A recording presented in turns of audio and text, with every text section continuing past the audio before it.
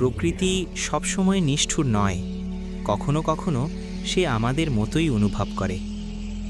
এই ছোট বানর ছানাটার চোখে আজ শুধু ভয়, মায়ের হাতটা আর ধরতে পারছে না সে।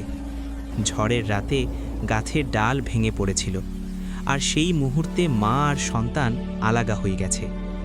বানর ছানাটা জানে না মা বেঁচে আছে কিনা, সে শুধু জানে আজ সে একা। বৃষ্টি তার শরীর ভিজিয়ে দিচ্ছে, ঠান্ডায় কাঁপছে সে। ক্ষুধা আর ভয় দুটোই একসাথে চেপে ধরেছে। দূর থেকে কেউ তাকিয়ে আছে। সে বানর নয়, সে শত্রুও নয়, সে একটা বাঘ। এই জঙ্গলে যাকে সবাই মৃত্যু বলে চেনে। বাঘটা এগিয়ে আসে, প্রতিটা পায়ে শব্দ, ভয়ের শব্দ। বানর ছানাটা পালাতে পারে না, চোখ বন্ধ করে বসে থাকে মৃত্যুর অপেক্ষায়। কিন্তু প্রকৃতি আল অন্য কিছু লিখেছে। বাঘটা থামে, চোখে ক্ষুধা নেই, চোখে আছে অন্য কিছু যা শব্দে বোঝানো যায় না। সে নাক দিয়ে বানর ছানাটাকে স্পর্শ করে, আঘাত নয়, ক্ষতি নয়, শুধু নিশ্চিত হতে চায় সে বেঁচে আছে কিনা। বাঘটা ঘুরে যায়, চলে যায় জঙ্গলের ভেতর, আর বানর ছানাটা আজও বেঁচে থাকে। কিন্তু গল্প এখানেই শেষ না। নদীর পাড়ে একটা ছোট হরিণ ছানা পানিতে পড়ে গেছে।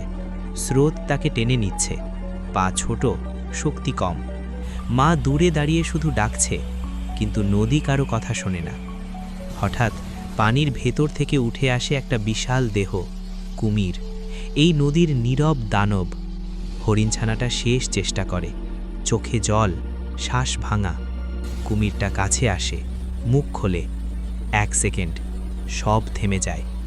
কিন্তু কামড় নয়, কুমিরটা তার পিঠ দিয়ে হরিণ ছানাটাকে ঠেলে দেয় নদীর ধারে, স্রোত থেকে দূরে। হরিণ ছানাটা উঠে দাঁড়ায়, মা ছুটে আসে, আর কুমির, সে আবার ডুবে যায় পানির নিচে। কেউ জানে না কেন। শেষ গল্প। মরুভূমির ধারে একটা আহত কুকুর হাঁটতে পারছে না। সূর্য মাথার ওপর, পানি নেই, শ্বাস ভারী। দূরে উড়ছে শকুন, মৃত্যুর অপেক্ষায়।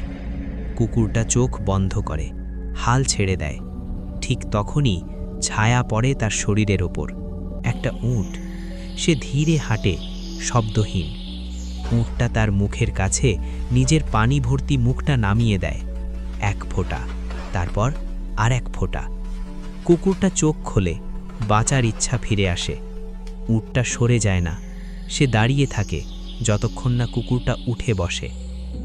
এই পৃথিবীতে সবসময় শক্তিশালী রাজা নয়, কখনো কখনো প্রকৃতি নিজেই ঠিক করে আজ কে বাঁচাবে কাকে।